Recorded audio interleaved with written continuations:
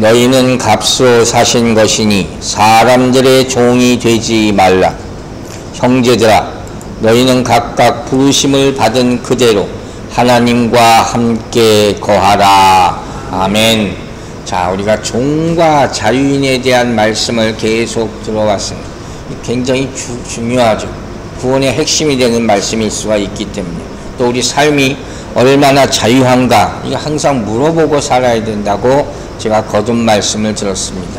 그것의 마지막 결론의 말씀이 오늘 나오는 거예요. 23절부터 이렇게 말합니다. 너희는 값으로 사신 것이니 사람들의 종이 되지 말라. 자, 여러분께 먼저 질문을 합니다. 그럼 여러분은 지금 누구의 종입니까? 이제 누구의 종입니까? 예수 그리스도의 종이 되시기를 주의 이름으로 축원합니다. 항상 여러분이 나의 정체성이 뭔가를 얘기해야 됩니다. 우리는 그리스도인입니다 하는 평범한 대답을 할 수도 있지만 예수를 점점 깊이 믿을수록 내가 할 말이 많아지는 거죠. 기도도 마찬가지죠. 점점 하나님과 깊은 관계에 빠질수록 점점 기도의 양이 늘어지고 아버지께서 음성을 더 많이 들을 수 있게 하는 것과 똑같은 이치라고 할 수가 있는 것이. 자, 그런 면에서 오늘 본문을 보는 거예요. 먼저 뭐라 그랬습니까? 너희는 값으로 사신 것이다. 대속이죠. 속량이라고 하는, 정말 우리가 이 기독교 구원의 원리를 배우면서 가장 기본적이고도 어마어마하게 중요한, 내가 어떻게 지금 내가 이렇게 그리스도인이 되었나? 예수 그리스도께서 나를 사셨어요. 그냥 저절로 된 게 아니에요.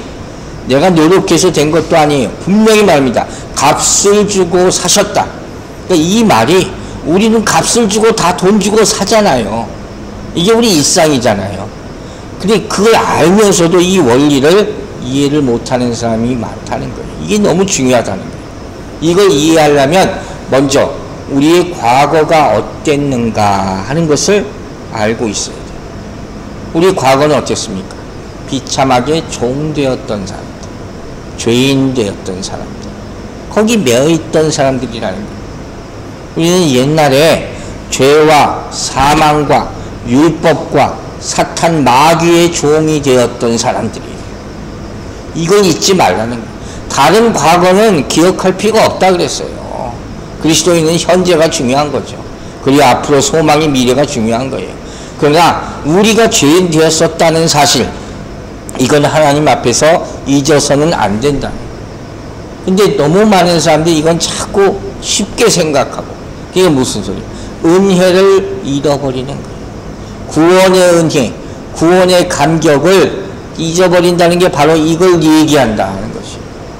그럼 이게 얼마나 대단한 것이냐? 오늘 나오잖아요. 값으로 사셨다 그랬어요. 자, 무슨 값으로 사셨습니까? 이게 중요하죠. 우리가 물건을 살 때 돈을 얼마를 주느냐에 따라서 그 물건의 가치가 정해지는 것이죠. 우리도 사셨는데 무슨 값입니까? 예수 그리스도의 피값이죠. 그분이 죽으셔서요. 그분의 목숨값이에요. 그래서 오늘 우리가 있는 거예요. 로마서 5장에서 쭉 설명을 했잖아요. 그 가운데 8절만 읽어볼게요. 우리가 아직 죄인 되었을 때 그리스도께서 우리를 위하여 죽으심으로 하나님께서 우리에 대한 자기의 사랑을 확증하셨느니라. 엄청나게 우리에게 복된 말씀이에요. 이게 복음이잖아요. 우리가 약할 때, 우리가 죄인 되었을 때, 우리가 심지어 원수 되었을 때 예수 그리스도께서 우리를 십자가에 죽으심으로 말미암아 하나님의 우리에 대한 사랑을 확증하셨다 그랬어요. 이게 진짜 우리에게 은혜가 되는 말씀이라는 거예요.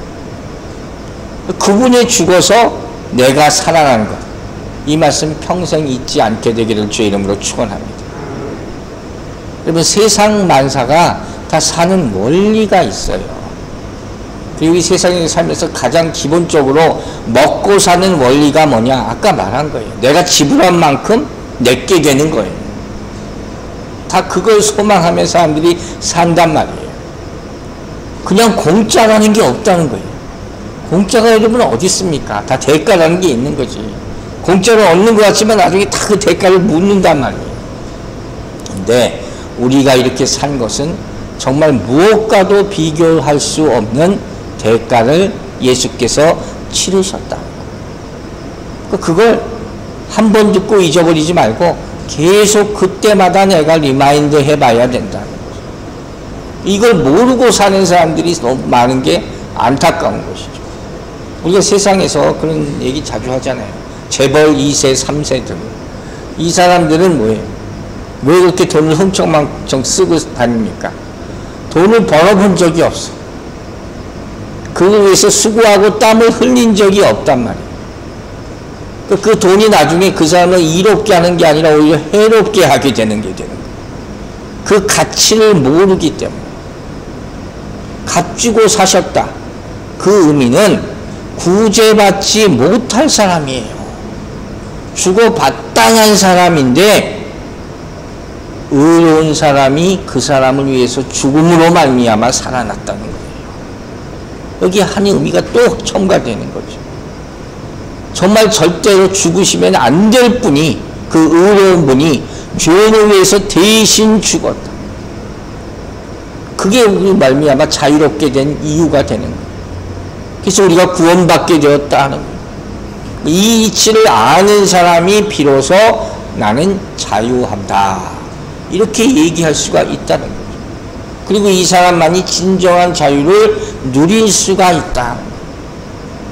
오늘 다시 한번 그 가치를 생각하는 거예요. 나는 얼마만의 가치인가? 이제 얘기하실 수 있어야죠. 예수 그리스도의 목숨 가치다. 이건 무엇과도 비교할 수 없는 하나님의 독생자의 가치다 하는 것이에요. 대단한 거죠. 여러분, 이런 예화가 굉장히 많아서 하나만 인용할게요. 이런 거예요. 쉬운 예로. 시카고에 있는 어느 미술관에서 미술품 경매를 했다는 거예요. 근데 이제 비싼 물건부터 다 미술품을 다 팔고 나서 그림 한 점이 남았는데 아무도 안 사가. 누가 그렸는지를 모르는 거예요. 그러니까 안 사가고 있다가 마지막에 팔렸는데 얼마에 팔렸냐? 14불 얼마에 팔렸대요. 14불 얼마는 뭐 일반 사람들 가서 쉽게 살 수 있는 그런 정말 싼 그림 아니에요. 그렇게 팔렸다는 거예요. 근데 나중에 이걸 알아보니까 깜짝 놀란 게 17세기에 그려진 그림인데 이탈리아의 유명한 화가가 그린 그림으로 판명이 나게 됐다는 거예요. 나중에 더 비싼 값에 팔렸다는 거예요. 근데 그게 중요한 것이 아니라 여기서 우리가 생각해 봐야 될 게 있어요. 그 귀하고 또 비싼 가치가 있는 그림을 14불 얼마에 판 사람이나 산 사람이나 이 사람 뭐예요? 이 사람 어리석다는 거예요. 왜? 그 그림의 가치를 모르니까. 무슨 의미냐? 가치를 모르면 소유할 자격이 없다는 거예요. 이걸 알아야 돼요. 행복이라는 게 뭐예요? 이게 물질로 사는 게 아니라 그랬잖아요. 행복이라는 다른 가치가 있는 거예요. 그걸 깨달을 때 진정한 행복을 누릴 수가 있는 거예요. 이 가치는 돈으로 계산할 수 있는 것이 아니라는 거예요. 소유라는 것도 뭐라고 했습니까? 제가 전에 말씀드렸죠. 내 입에 들어간 것만 내 것이다. 내 손에 붙잡고 있어도 다 내 게 아니라 그랬잖아요. 그런 의미로 제가 순간적으로 생각이 든 게 자녀들 생각이 들었어요. 자식. 자식은 소유입니까? 가치입니까? 가치다. 하나님이 우리에게 주신 그 순간부터 가치예요. 그걸로 감사하시기 바랍니다. 나중에 어떻게 되든 하나님께서 다 알아서 해주시겠지. 그 믿음을 가지고 기쁨으로 키우는 것, 그것에 가치가 있다는 거예요. 그런데 다른 무엇보다도 지금 우리가 누리는 자유의 가치는 어마어마하게 큰 것이다. 그걸 아느냐 하는 거예요. 그걸 아는 사람은 이 자유, 이 구원을 절대로 놓치지 않으려고 한다. 근데 이걸 다 몰라요. 모르기 때문에 받은 구원, 받은 자유를 잊어버리거나 잃어버리거나 이렇게 사는 거예요. 그 대표적인 사람들이 누구겠습니까? 이스라엘. 광야에서 이스라엘. 이 답답한 사람들. 그 어마어마한 출애굽을 시켜줬음에도 불구하고 그 자유를 누리지 못하는 그 결과가 바로 뭐로 나타납니까? 불평불만으로 바로 나타나게 되는 거예요. 그래서 이런 사람들 향해서 뭐라고 그러냐? 자유를 누릴 자격이 없는 사람들이라는 거예요. 하나님께서 엄청난 일을 행하셨음에도 불구하고 그 가치를 모르는 사람, 그건 자유를 누릴 자격이 없다는 거예요. 그럼 누가 그 가치를 알까요? 누가 행복할까요? 그것을 얻기 위해서 피땀 흘려 수고하고 투쟁하고 노력한 사람이 그 가치를 깨닫게 되는 거예요. 즉 노예 상태라는 말이 계속 나오지 않습니까? 노예 상태라는 것은 육체적으로만 노예가 아니라 그랬어요. 가장 중요한 것은 정신적인 거예요. 정신적인 노예. 이게 가장 무서운 거라는 거예요. 그리고 우리에게 정말 필요한 자유함이 있으면 뭡니까? 양심의 자유, 신앙의 자유. 우리는 정말 그것만 해도 감사하시기 바랍니다. 아직까지는 그래도 어느 정도 신앙의 자유를 누리고 있잖아요. 그걸 구속받으면 정말 살기가 어려워져요. 그게 진짜 노예예요. 그 모습을 우리가 알아야 된다는 거예요. 예수 그리스도께서 핏값을 주고 사셨다. 그걸 먼저 알아야 돼요. 두 번째로 이 자유롭게 하신 것은 누가 하셨다고요? 예수 그리스도께서 하신 것이다. 이 말은 자유함을 얻는 것은 내 마음대로 되는 게 절대로 아니다. 내 스스로의 노력으로 얻어진 것도 아니다. 오직 뭐예요? 은혜로 말미암다. 이것도 잊지 말라는 거예요. 즉 이 말은 내 스스로 아무리 노력해도 자유함을 얻지 못한다는 것을 아는 것이 가장 기본이다. 그래야지 하나님께 계속 의지할 수가 있기 때문에. 신앙이 이만큼 올라갔다 해서 내가 완전히 자유한 게 아니에요. 계속 자유 가운데 있기 위해서는 계속 하나님과 교류해야 된다. 이게 성경의 원리라는 거예요. 그러면 이렇게 자유함을 얻는 가장 근본 원리가 뭘까요? 가장 큰 힘, 가장 소중한 것. 그게 뭐냐? 바로 사랑이라. 그게 사랑이라. 사랑으로 말미암은 자유. 그게 갈라디아에서 나와 있어요. 자, 갈라디아서 5장 6절 먼저 보세요.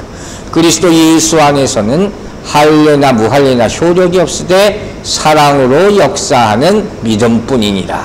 그랬죠. 믿음도 결국 사랑이에요. 또 5장 13절 보세요.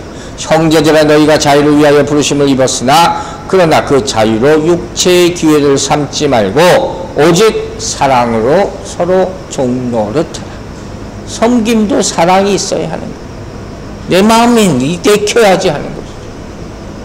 고린도전서 13장이 뭐라고 했어요? 사랑장이 전체가 다 사랑장이잖아요. 여기 사랑의 능력, 사랑의 비밀, 이게 다 여기 다 들어가는 거예요. 모든 것을 이기는 힘, 이게 사랑임을 잊지 마시기 바랍니다. 그래서 13장 가운데 7절만 제가 다시 한번 보다가 7절이 눈에 들어와서 다시 한번 봅니다. 모든 것을 참으며 모든 것을 믿으며 모든 것을 바라며 모든 것을 견디느니라. 참 귀한 말씀이죠. 이게 사랑의 능력이에요. 이것으로 말미암아 자유롭게 되기를 주의 이름으로 축원합니다. 자, 그런데 이 본문에서 중요한 것이 있어요. 우리가 종이었어요. 그래서 예수 그리스도께서 핏값 주고 사셔서 자유하게 됐잖아요. 근데 본문을 보다 보면 이제 자유면 프리덤 하고 나는 끝난 게 아니라 다시 어떻게 돼요? 또다시 종이 된다는 거예요. 재밌죠? 그걸까지 완전히 우리가 억셉트를 해야지 진짜 자유인이라는 소리예요. 자, 7장 고린도전서 7장 22절 다시 보세요. 주 안에서 부르심을 받은 종이라도 주께 속한 자유인이요 또 그와 같이 자유인으로 있을 때에 부르심을 받은 자는 뭐요? 그리스도의 종이니라. 이 말을 보면 우리 인간은 항상 누군가에 속해 있어요. 그렇게 만드셨어요. 혼자 못 있는단 말이에요. 근데 정말 가치 있는 종은 뭐냐? 사랑의 종, 은혜의 종, 그리스도의 종이다. 이게 진정한 자유의 의미예요. 그걸 생각해 보시라는 거예요. 즉 사랑에 매이는 것이 가장 큰 자유라는 거예요. 진리에 매이는 것이 가장 큰 해방이에요. 진리가 너희를 자유케 한다. 얘기하지 않습니까? 의의 종이 된다는 것이 가장 큰 자유를 누리게 되는 것이에요. 그 종도 이종이 되면, 이런 종이 되면 정말로 큰 축복 가운데 살게 되는 거예요. 근데 만일 이런 종이 되지 않으면 어떻게 돼요? 자유가 방종이 되는 거죠. 내 멋대로 살게 되는 것이죠. 그 차이는 어마어마하게 큰 거예요. 여러분은 어떤 종이 되길 선택하느냐, 이것이 우리 신앙의 마지막까지 가는 거란 말이에요. 이런 말을 하는 분들이 있어요. 자유라는 게 별거야. 내 마음먹기에 달려있지. 얼핏 보면 틀린 말 같지가 않아요. 제가 이 마음먹기에 달렸다는 말 자주 하잖아요. 이게 성경적인 말이라고. 그런데 꼭 잊지 말아야 될 것이 있어요. 마음먹기에 달렸다 하는 것이 참 좋은 말이기는 하는데 우리 구원에 있어서만큼은 이건 마음먹기 달린 문제가 될 수가 없다는 거예요. 왜 그럴까요? 구원은 내 스스로 되는 게 아니기 때문에 우리를 자유케 하는 어떤 분이 그리스도가 반드시 있어야 한다는 거예요. 구원의 문제에 있어서는 내 뜻대로가 절대로 아니란 말이에요. 자유함의 문제는 생각이 아니에요. 이렇게 하면 내가 예수 믿고 자유하게 될까? 그게 아니란 말이에요. 이게 실제적인 문제예요. 이걸 알아야 돼요. 그래서 여러분, 내가 무슨 많은 빚을 졌다고 가정을 해보세요.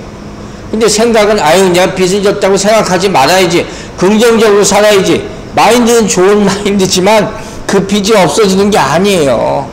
실질적으로. 그렇잖아요. 내가 병이 있어요.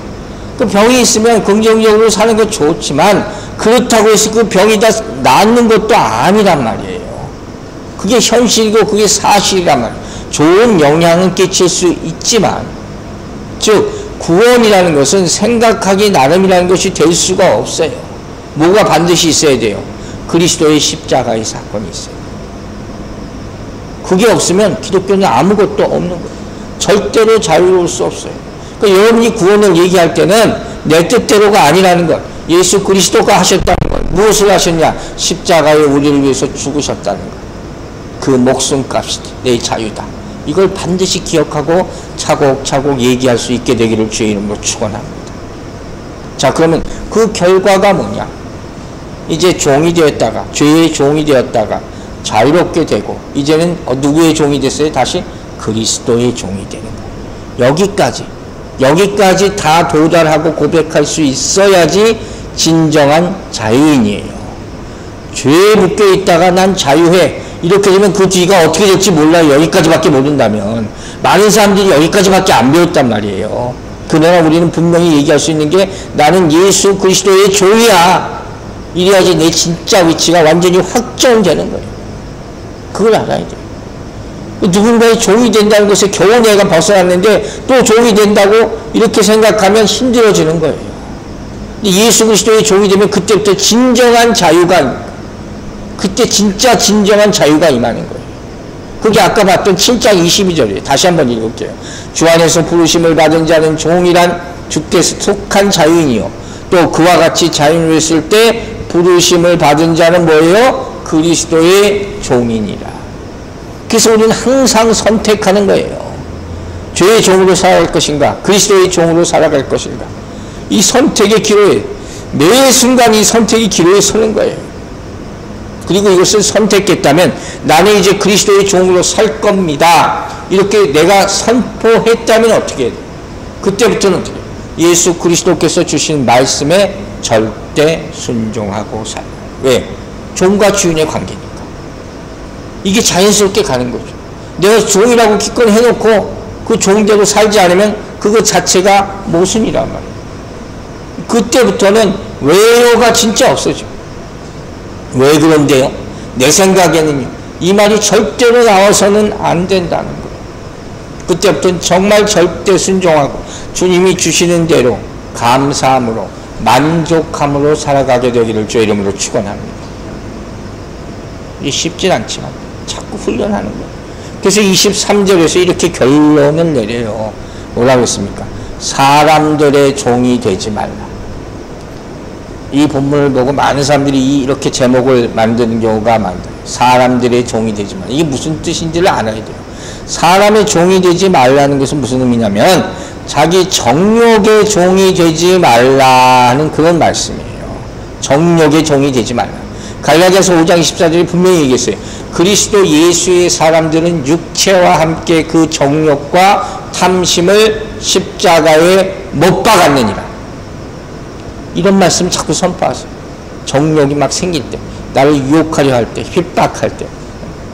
이 쉽게 말하면 이런 얘기예요. 우리는 습관이라는 게 있어요. 나쁜 습관이라는 게 있어요. 그 언제부터 생긴지 모르는데 하여튼 평생 가는 사람도 있어요. 끝까지 나랑 같이 사는 것 같아요. 좋은 게 같이 살아야 되는데. 세상에서 정말 나쁜 습관 가운데 뭐 많이 있지만 정말 나쁜 게 뭐예요? 도박 같은 거 하는 거죠. 그거 못 끊는, 팔을 잘라도 안 되잖아요. 술, 담배 마찬가지잖아요. 그거 못 끊어요. 그래서 무슨 말이 생겼어요? 중독이라는 말이 생긴 거예요. 애딕트 된 거예요. 중독이에요. 계속하게 되는 거예요. 이게 뭐예요? 이게 노예랍니다. 이게 노예예요. 자기들이 이걸 몰라요. 술, 담배 좋아하는 분들 뭐라고? 이게 기호품이라고 그래요. 내가 좋아서 그냥 하는 거야. 언제든지 내가 끊을 수 있어. 천만의 말씀. 안 돼요. 왜? 노예가 되었기 때문에. 이걸 깨달아야 된다니까요. 이걸 모르니까 이걸 못 끊는 거예요. 먼저 우리 여기서 생각할 게 있어요. 가장 중요한 게 뭡니까? 우리가 죄를 짓는 자마다 죄의 종이 된다고 그랬어요. 제일 무서운 거죠. 여러분, 죄를 지으면 어떻게 됩니까? 원리를 생각하는 거예요. 죄를 지으면 지을 때마다 뭐가 찔립니까? 양심이 찔리는 거죠. 그걸 가책이 생긴다 그러는 거예요. 그 가책이 생기고 그 다음에 뭡니까? 내가 혹시 벌 받지 않을까? 이런 의식이 들어요. 하나님이 사람을 지었기 때문에 누구나 다 그런 의식을 가지게 되는 거예요. 근데 그러면서도 또 다시 죄를 지을 상황에 처하게 된단 말이에요. 인간은 살아가면서. 그래서 또 갈등하게 되는 거예요. 그 상황에 또 매이게 되는 거예요. 계속 그런 상황을 접하다 보면 어떤 일이 생긴지 아세요? 죄와 의를 구별을 못하게 되는 거예요. 그 정도로 그렇게 완전히 물들게 되는 게 소위 말해서 되는 거예요. 그걸 어떻게 표현하냐면 죄가 체질화됐다. 이제 죄를 짓고도 전혀 죄책감을 느끼지 못해. 이게 바로 죄의 종이 된 거예요. 그러면 헤어나오지 못하는 거예요. 여러분, 자기 교만과 자기 절망, 자기 죄의 노예가 되지 않게 되기를 바랍니다. 이게 가장 무서운 거예요. 또 성경은 뭐라고 했냐? 소유나 물질의 종이 되지 말라. 또 이렇게 얘기해요. 베드로전서 2장 11절 한번 보세요. 사랑하는 자들아, 거리민과 나그네 같은 너희를 권하노니 영혼을 거슬러 싸우는 육체의 정욕을 제어하라. 그래서 제어하라는 말은 뭐냐면 멀리하라는 거예요. 왜 멀리해야 됩니까? 이게 나를 묶어버려요. 나도 모르는 사이에 꽉 묶어버리기 때문에 보지도 말아야 돼요. 사실은 멀리 떨어져 있으라는 거예요. 교훈을 하나 드릴게요. 물질에 대해서 여러분, 우리는 있는 물질에도 매이지 말아야 되고 없는 물질에도 매이지 않게 되기를 바랍니다. 항상 유혹하는 것이 이 물질이라는 것이기 때문에 욕심이 생기는 거예요. 또 한 가지 우리가 생각해야 되겠어요. 남들이 뭐라고 하든지 말든지 그거 너무 신경 쓰고 살지 말라는 거예요. 그것도 매이는 거예요. 그 체면이나 뭐 이런 것들. 그거 너무 신경 쓰지 마시라는 거예요. 앞에서 뭐라고 했어요? 부르신 대로, 내 생긴 대로 그냥 사는 거예요. 에머슨이라는 사람이 이런 얘기를 했어요. 생각해 보세요. 질투는 무지이고 모방은 자살이다. 질투는 무지고 모방은 자살이래요. 이게 무슨 뜻인고 하니, 남을 계속, 인간이 다 질투심이 있잖아요. 계속 질투하다 보면 그 질투하는 마음 때문에 결국 내 자신의 존재를 잊어버리게 된다는 뜻이래요. 아시겠어요? 내 생각, 나도 받은 것이 있고 나도 좋은 것 있는데 자꾸 남의 떡이 커 보이기만 하는 거예요. 내가 가지고 있어 감사를 못, 이게 불쌍한 거예요. 이런 사람들과 이렇게 뭐라고 그러냐? 주인의식이 없다. 그리스도인으로서 아까 우리 믿음에 대해서 기도했잖아요. 중요한 것 중에 하나가 이거예요. 우리는 믿음을 가진 그리스도인이야. 자부심이에요. 꼭 가지시길 바랍니다. 이게 없으니까 다 따라가는 거예요. 누가 이거 좋다면 저거 따라, 저거 좋다면 저기 따라. 속으로는 질투하면서, 속으로는 미워하면서, 이게 참 묘한 거예요. 이게 뭐예요? 이게 매이는 거예요. 세상에 매이고, 사람에 매이고. 이게 불쌍한 거라는 거예요. 자, 그러면 이렇게 매이지 않고 정말 자유하려면 어떻게 살아야 하느냐? 아까 하나 얘기했어요. 그게 뭐냐? 사랑하라. 사랑하는 수밖에 없다. 여러분, 잊지 마세요. 누군가를 미워하면 그거 노예입니다. 내 마음이 이미 거기에 묶여있으니까. 그죠? 사랑하면 자유인이 되는 것이에요. 내가 받기만 하면 노예입니다. 그죠? 그럼 뭐면 자유인이겠어요? 주면 자유인이 되는 거예요. 그게 아름다운 거예요. 지금 무슨 얘기예요? 내가 자율적으로 내가 감사함으로 이렇게 행하면 자유인이에요. 그러나 억지로 할 수 없이 한다. 이건 노예예요. 노예가 그렇잖아요. 그걸 구분할 수 있어야 되는 거예요. 여러분의 의식이 중요한 거예요. 내가 지금 어떻게 하고 있느냐. 그거에 따라서 내가 지금 조금 자유인이구나. 아니면 내가 또 뭔가에 매여 있구나. 이게 되는 거예요. 죄도 말고, 물질에도 말고, 사람 눈치 보는 것도 말고, 진정 사랑으로 자유인이 되기를 주의 이름으로 축원합니다. 재미있는 예가 하나 있어서 제가 인용할게요. 공산주의 옛날에 소련에 있을 때, 지금 러시아지만, 거기서 탈출해서 미국에 망명한 사람들이 나는 그런 얘기예요. 미국에 망명하고 있다가, 보호받고 있다가 수년이 지나서 이제 운전면허를 따게 됐어요. 미국 운전면허. 꽤 오래 살았던 거죠. 운전을 하고 나면서부터 후에 이런 간증을 한 거예요. 이 사람들이 뭐라고 그러냐면 자기가 운전을 해보고 미국의 교통체계 무슨 사람들 운전하는 모습 이런 걸 보면서 깨달은 게 하나가 있다는 거예요. 뭐냐? 미국에서 법이라는 걸 보니까 우리가 러시아에 살 때랑 너무 틀리다. 공산주의 치하에 살 때랑. 그때는 법이라는 것이 다 백성들을 괴롭히게 하는 게 법이었대요. 못하게 하고 구속하고. 근데 미국에 살다 보니까 법이라는 게 나 자신을 보호하기 위한 것이라는 것을 이제 깨달았다 하는 거예요. 여러분 어떻게 생각하세요? 이것도 법을 대하는 내 마인드예요. 그렇게 힘들다고만 생각하는 사람은 다 나를 힘들게 만드는 거예요. 그러나 나를 지키기 위해서 이 법이라는 게 있구나 이렇게 생각하는 사람은 뭐예요? 그 안에서 행복하게 살 수가 있다는 거예요. 이게 주인의식이라는 거예요. 근데 여담이지만 미국 사람들이 이게 너무 강해요. 그래서 다 총을 갖고 살잖아요. 이게 문제인 거예요.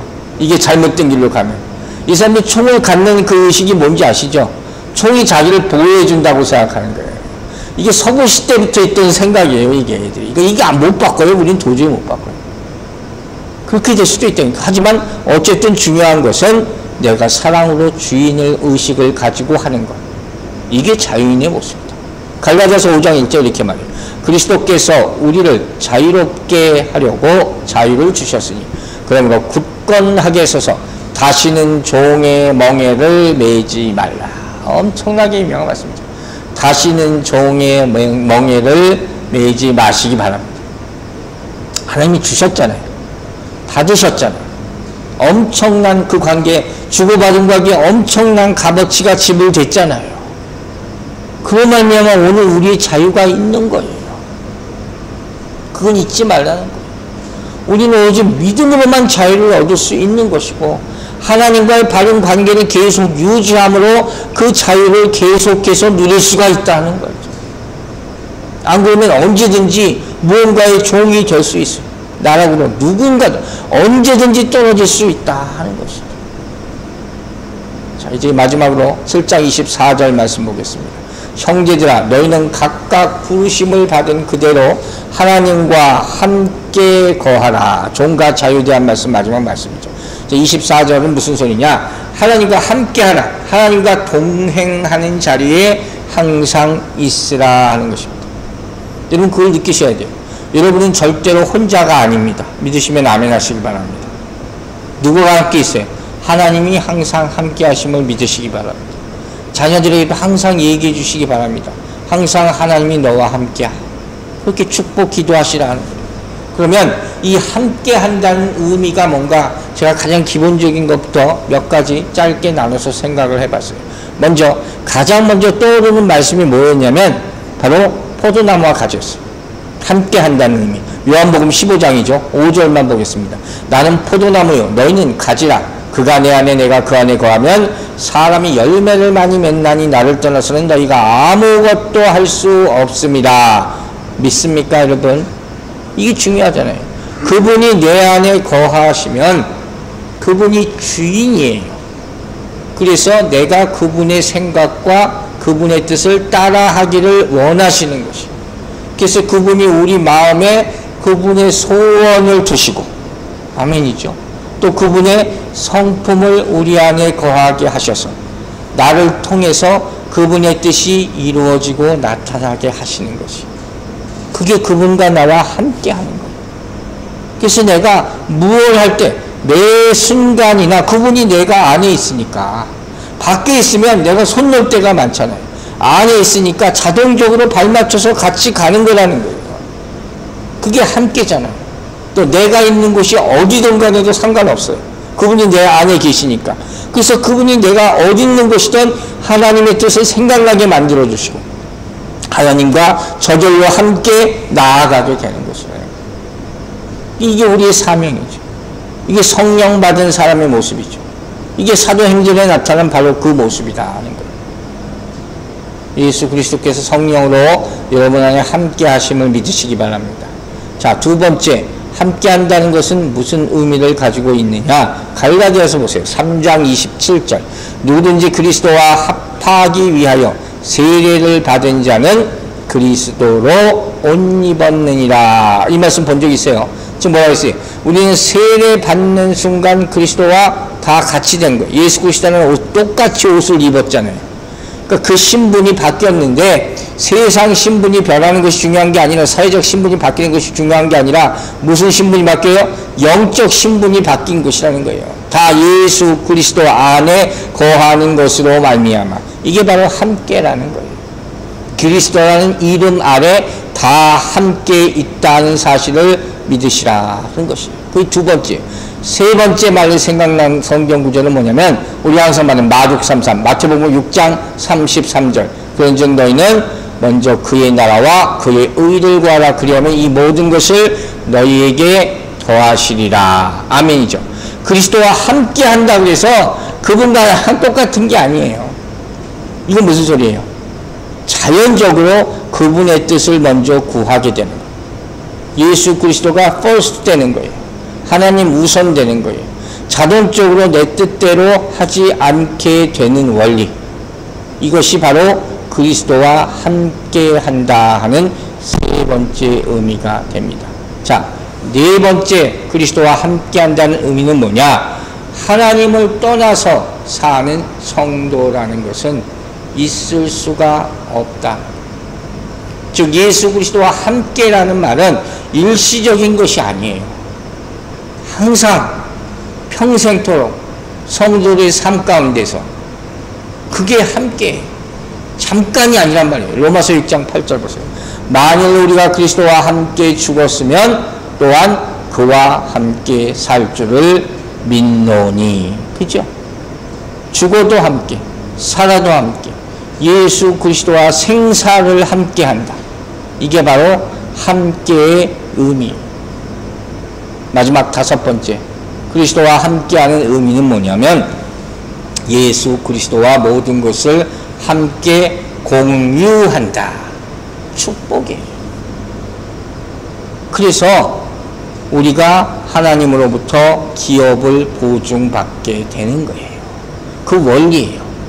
그 원리를 알면 된다 그랬잖아요. 에베소 1장 14절이에요. 이는 우리 기업의 보증이 되사 그 얻으신 것을 속량하시고 그의 영광을 찬송하게 하려 하심이라. 자, 우리가 왜 그분의 기업을 다 받을 수 있습니까? 우리가 하나님의 자녀이기 때문에. 식구라니까요, 식구. 한 가족이 공동 살림이에요. 이거 믿으세요. 그래서 우리의 모든 하나님께서 우리의 모든 상황을 아시고 필요한 것을 공급해 주신다는 거예요. 이게 원리예요. 내가 자녀라니까요. 그러니까 내가 쓸 수 있는 거지. 남에게 주는 게 아니라니까요. 그렇게 되면 생각해봐야 되고 힘든 거예요. 바로 이게 함께. 하나님이 우리 아버지 되심을 믿으시기 바랍니다. 그럼 예수 그리스도께서 함께 하시는 역사가 여러분의 삶 가운데도 분명히 나타날 줄로 믿습니다. 그래서 하나님께서 이렇게 우리와 함께 하시는 것 같이 우리도 역시 예수 그리스도와 함께 동행해야 한다는 거예요. 그러기 위해서 어떻게 하라고요? 말씀을 여러분 안에 항상 채우시기 바랍니다. 하나님 나라를 위해서 간구하며 살게 되기를 주의 이름으로 축원합니다. 그럼 마지막으로 생각해 볼게요. 오늘 함께 한다는 의미를 마지막 부분에 생각했잖아요. 제가 이런 생각이 들었어요. 우리 인생에 가장 좋은 게 뭘까? 여러 가지 생각할 수 있지만 오늘 본문을 통해서 본다면 하나님께서 나와 함께 하신다. 이거보다 좋은 상황이 있겠습니까? 주님이 나와 지금 함께 하신다. 생각만 해도 이거보다 좋은 상황이 있을 수가 없잖아요. 근데 우리는 이상하게 조금만 어렵다고, 조금만 부족하다고 여기게 되면 하나님을 금방 잊어버려요. 이게 우리 믿음이 없는 거예요. 우리 상황이 어려워지고 내 처지가 지금 조금 보잘것없는 상황이 돼 있어. 그러면 하나님이 날 안 도와주시나 이렇게 생각하는 거예요. 절대로 오늘 이 순간부터 그렇게 생각하지 마시기 바랍니다. 그러면 어떻게 생각해야 되느냐? 우리가 어떤 상황에 처하든지 간에 이것이 하나님의 뜻 가운데 주어진 상황으로 믿으시기 바랍니다. 이게 진짜 믿음이에요. 그 가운데 하나님의 더 큰 은혜가 있을 수 있다는 사실을 꼭 기억해 내시기 바랍니다. 그리고 믿음으로 인내할 때 그분의 진짜 뜻이 어느 순간 반드시 역사하게 될 줄로 믿습니다. 바울사도가 말합니다. 사람의 종이 되지 말라. 여러분, 그리스도의 종이 되는 순간 우리의 매임이 다 풀리게 되고 진정으로 자유함을 얻게 될 줄로 믿습니다. 이 말씀이 여러분의 삶에 진정코 역사하기를 주의 이름으로 축원합니다. 기도하겠습니다. 아버지 하나님, 우리가 말씀을 통해서 진정한 자유함을 얻기를 원합니다. 이제는 세상의 죄가 아니라 예수 그리스도의 완전히 묶임 바 되게 하여 주시옵소서. 종려주일날 나귀를 타고 가는 예수님의 모습처럼 우리가 예수 그리스도를 머리에 모시고 그 의를 우리가 믿으며 끝까지 예수 그리스도의 종으로 살아갈 수 있도록 함께하여 주시옵소서.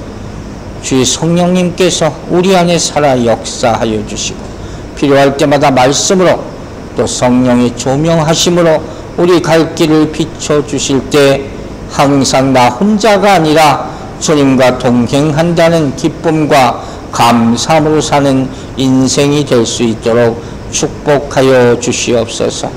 우리를 구원하심을 다시 한번 감사드리며 우리와 함께 하시는 임마누엘 하나님 예수 그리스도의 이름으로 기도했습니다. 아멘.